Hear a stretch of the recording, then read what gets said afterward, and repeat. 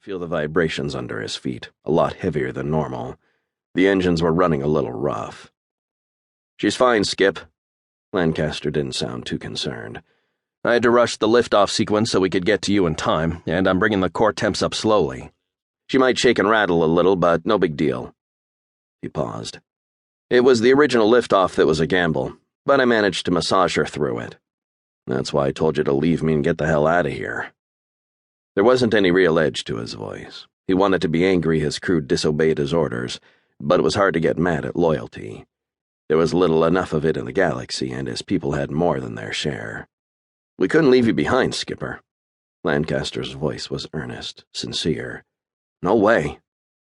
Blackhawk hid a smile. He was proud of his crew, more so than he'd ever let them see. They'd be insufferable if they knew how good he really thought they were and how much they meant to him. Blackhawk's people were all extraordinarily talented individuals, despite their personal and societal flaws. Alone they were lost, but together under his leadership they became a formidable force. Anywhere else they'd be at one another's throats, or in the local prison, but on Wolf's Claw with Blackhawk they were a unit, a tightly knit family. "Well, I can't say I'm not happier on this bridge than in that stinking pit." That was the most Blackhawk was going to say about the whole episode. "Time to orbit?" "Orbit in 45 seconds, sir." "Very well. Plot a jump to Ingara." They were going to return Aster Lucerne to her father, but Celtiboria was too far for a single jump. Ingara was a stable, united planet with rigidly enforced laws and a strong system patrol. It was the kind of place the crew of Wolf's Claw usually avoided, but it was ideal for a quick refueling stop or a refuge when being chased by pirates. "Already done, Skip. Locked into the computer." Ingara was the logical choice, and Lancaster obviously knew it as well as his commander. Blackhawk forced back another smile. His people were good. Really good. "Nice guess, Lucas." "It was Ingara or Gordian." He turned and glanced back at Blackhawk. "And I don't think they're too anxious to see us back at Gordian anytime soon." Blackhawk nodded. "Probably not." They'd gotten off Gordian by the slimmest of margins last time. The whole thing had been a misunderstanding, really, Blackhawk thought, recalling the blood-soaked finale of the Claw's previous visit. But it was way too soon to go back.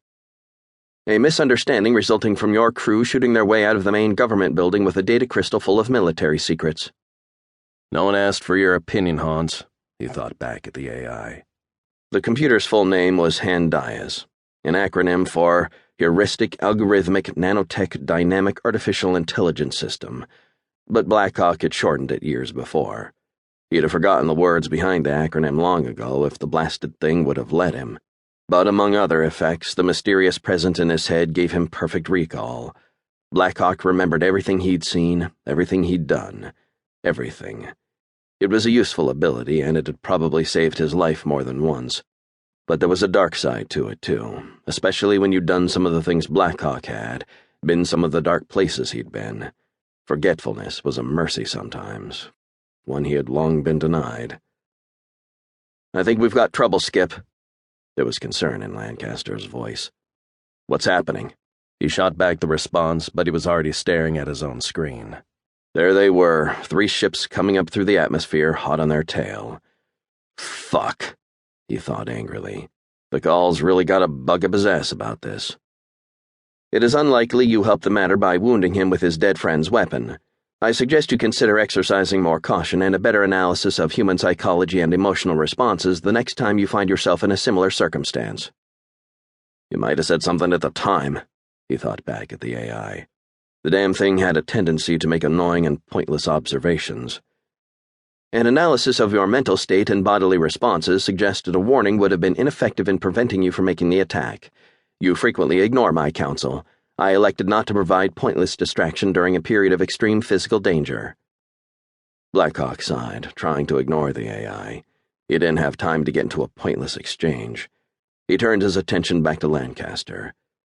"Let's see if we can outrun the bastards, Lucas." "I thought exactly." Lancaster grabbed the throttle and pulled it back. "Hang on, this might get a little rough." "Ace, we've got more company. I need you and Shira in the turrets now." Blackhawk's voice was crisp as he spoke into the comm unit, as it always was in combat situations. Whether in a battle pit or fleeing a pirate king, he kept his unique calm.